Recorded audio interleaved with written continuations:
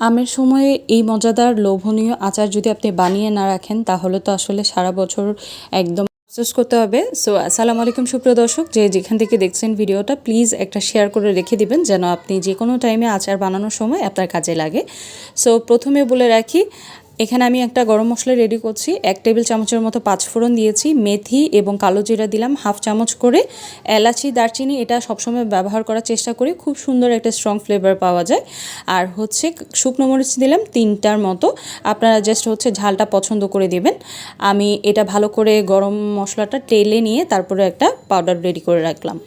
এবার হচ্ছে সরিষার তেল দিয়েছি হাফ কাপের মতো, তারপর 1 চামচ করে দিয়েছি রসুন বাটা আর হচ্ছে সরিষা বাটা, সাথে 2টা শুকনো মরিচ ভালো করে একটু কষিয়ে নিয়ে কেটে রাখা আমগুলো দিয়ে দিব। আমের মধ্যে হচ্ছে আমি চামড়াটা রেখে দিয়েছি, আর এভাবে রাখলে দেখা যায় আমটা খুব ভালো থাকে, মানে আস্ত থাকে, বেশি গলে যায় না। তো আমটাও ভালো করে দিয়ে এবার হচ্ছে মিক্স করে নিব। মশলাতে আমি যা যা ব্যবহার করছি আপনারা চাইলে মানে রসুন বাটাটার পরিবর্তে আস্ত রসুনটাও ব্যবহার করতে পারবেন। আস্ত রসুনের কোয়াটা দিলে তাহলে দেখা যায় কি আসলে রসুনটাও আলাদা করে খাওয়া যায়। তো এই তো আমি ভালো করে মিক্স করে নিয়েছি। এবার হচ্ছে বাকি মশলাগুলো দিয়েছি। মরিচ দিয়েছি এখানে 1 টেবিল চামচ, হলুদ দিলাম আধা টেবিল চামচ, আর লবণ হচ্ছে 1.5 টেবিল চামচের মতো। সব কিছু দেওয়ার পর এবার হচ্ছে হাফ কাপের মতো আমি এখানে চিনি দিচ্ছি। চিনিটা আসলে ব্যবহার করতে হবে জাস্ট হচ্ছে আপনার টকের ব্যালেন্সটা করার জন্য।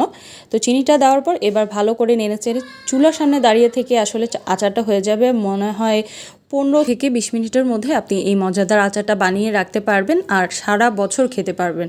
তো এবার ভালো করে আমি সব কিছু মিক্স করে দিয়েছি, আর এই যে গরম মশলাটা প্রথমে করে রেখেছিলাম সেটা থেকে আমি 1.5 টেবিল চামচ দিয়ে দিলাম, সাথে হচ্ছে 1/4 কাপের মতো ভিনেগারটা অবশ্যই দিবেন, এটা স্কিপ করা যাবে না, না হয় আসলে আচারটা ভালো থাকবে না। তো ভালো করে সব কিছু দিয়ে মিক্স করে আমি নেড়ে চেড়ে নামানোর আগে একটু গুড় দিয়ে নিলাম। গুড়টা হচ্ছে অপশনাল, আপনারা চাইলে স্কিপ করতে পারেন। এই তো ব্যাস রেডি হয়ে গেছে।